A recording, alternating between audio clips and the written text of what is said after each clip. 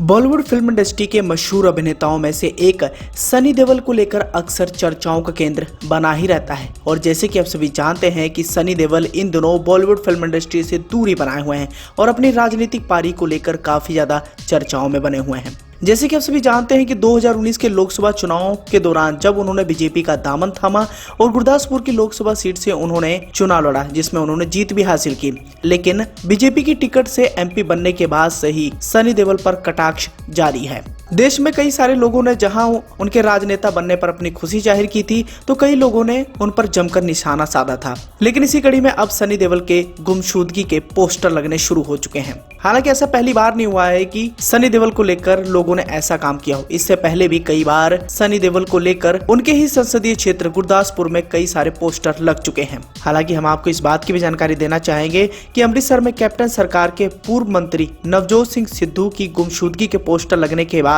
ऐसे ही मामला सनी देओल को भी लेकर देखने को मिल रहा है, जहां पर सनी देओल के पठानकोट में गुमशुदा होने के पोस्टर लगने लगे हैं। ये पोस्टर बस स्टैंड और रेलवे स्टेशन पर लगाए गए हैं। पोस्टरों पर लिखा है गुमशुदा की तलाश। आगे लिखा है कि जिस किसी को भी सनी देओल मिले वह यूथ कांग्रेस पठानकोट से संपर्क करे और उचित इनाम पाए। दरअसल ये पोस्टर यूथ कांग्रेस ने जारी किए हैं और यूथ कांग्रेस के कार्यकर्ता इन्हें लोगों में बांट भी रहे हैं।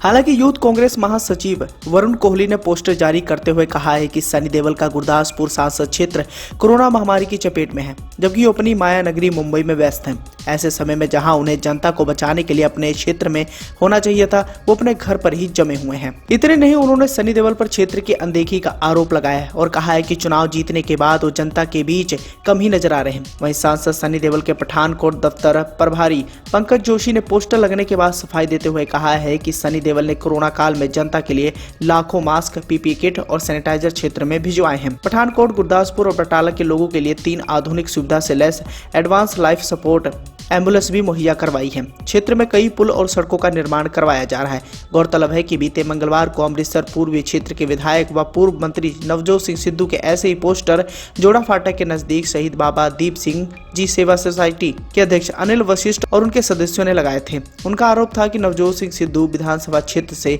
नदारद हैं। लेकिन इसी कड़ी में अब सनी देओल के भी पोस्टर लगने शुरू हो गए हैं।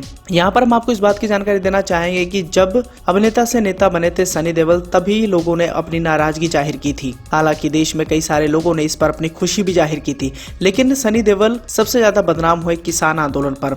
एक तरफ जहाँ उन पर आरोप लगाया गया कि वो पंजाबी बनकर बॉलीवुड फिल्म इंडस्ट्री में चमक गए और उन्होंने करोड़ों रुपए कमाए, लेकिन जब किसानों की बात आई तो उन्होंने कभी भी उनका साथ नहीं दिया। यहाँ तक कि राजनेता बनने पर भी वो बीजेपी की गोद में जाकर बैठ गए और उन्होंने किसान भाइयों की एक भी न सुनी।